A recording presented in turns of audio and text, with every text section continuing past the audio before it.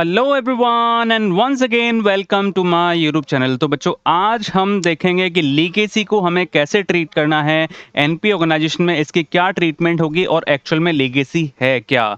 बच्चे बहुत ज़्यादा इस टॉपिक में कंफ्यूज्ड हैं कि लीगेसी को हमें कैसे ट्रीट करना है और लीगेसी एक्चुअल में होती क्या है। फॉर एग्जाम्पल, अगर कोई बंदा अपनी विल लिख जाता है कि मेरी डेथ के बाद ये सारा की सारा पैसा इस ऑर्गेनाइजेशन को चला जाए, तो उस अमाउंट को लीगेसी कहते हैं। So legacy is amount received by a not for profit organization under will by a deceased person. अब ये जो लीगेसी है उसका जो ट्रीटमेंट है वो दो टाइप से है, यानी कि जो फाइनेंशियल स्टेटमेंट्स हैं उनमें हम दो टाइप से लीगेसी को ट्रीट कर सकते हैं। अगर डोनर ने कोई रीज़न स्पेसिफाई किया है कि मेरा जो पैसा है, जो लीगेसी का पैसा है, इस पर्टिकुलर पर्पस के लिए ही यूज़ होना चाहिए, तो वो जनरल लीगेसी होती है और ऐसे अमाउंट को हमें रेवेन्यू रिसीप्ट्स की तरह ट्रीट करना है। कैसे ट्रीट करना है? उस अमाउंट को हमें रेवेन्यू रिसीप्ट्स की तरह ट्रीट करना है और ये वाला जो अमाउंट है आएगा इनकम एंड एक्सपेंडिचर अकाउंट में।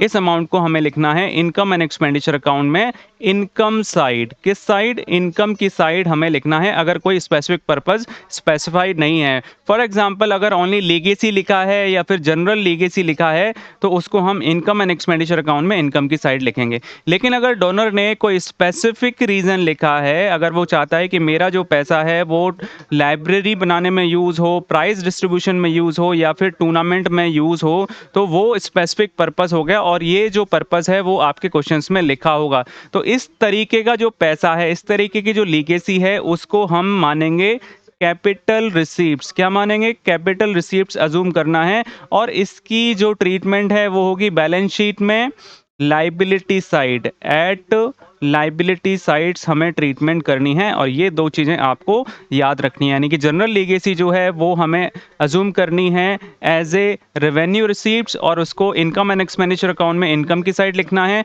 और जो कैपिटल यानी कि जो स्पेसिफिक लीगेसी है उसको हमें कैपिटल रिसीप्ट्स अज्यूम करना है और बैलेंस शीट में लाइबिलिटी साइड लिखना है। इसको और बेहतर तरीके से समझाने के लिए मैंने ये एग्जाम्पल लिया हुआ है। यहाँ पर एक लीगेसी लिखा हुआ है ₹10,000 और ये जो सेकंड है legacy donation is towards construction of library block.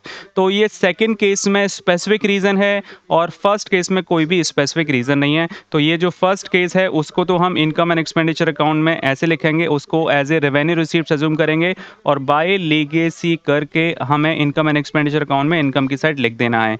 लेकिन जो स्पेसिफिक लीगेसी है उसको हमें अज़्यूम करना है कैपिटल रिसीप्ट्स और वो आएगा बैलेंस शीट में, यानी कि जो करंट ईयर की जो बैलेंस शीट होती है उसकी लायबिलिटी साइड में उसको आपको लिखना है लीगेसी फॉर लाइब्रेरी ब्लॉक।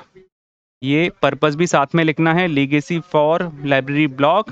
और जो भी अमाउंट, जैसे मैं अज्यूम कर लेता हूँ 20,000 का अमाउंट है, ये 20,000 का अमाउंट इस तरीके से यहाँ बैलेंस शीट में आ जाएगा। ये आपको ट्रीटमेंट करनी है। यानी कि एक बार और रिवाइज कर लेते हैं। अगर लीगेसी जनरल है, उस पर कोई भी स्पेसिफिक पर्पस नहीं है, तो वो जो उसकी ट्रीटमेंट आप करेंगे वो इनकम एंड एक्सपेंडिचर अकाउंट में इनकम की साइड करेंगे। अगर लीगेसी पे कोई स्पेसिफिक पर्पस लिखा हुआ है, कभी कभी क्या होता है, जो मेन क्वेश्चन होता है रिसीप्ट्स एंड पेमेंट होता है, उसमें लीगेसी का कोई स्पेसिफिक पर्पस नहीं लिखा होता, लेकिन जो एडिशनल इंफॉर्मेशन होती है वहां पर लीगेसी का पर्पस लिखा रहता है। तो आपको पूरा क्वेश्चन पढ़ के ही आपको अकाउंटिंग ट्रीटमेंट करना है।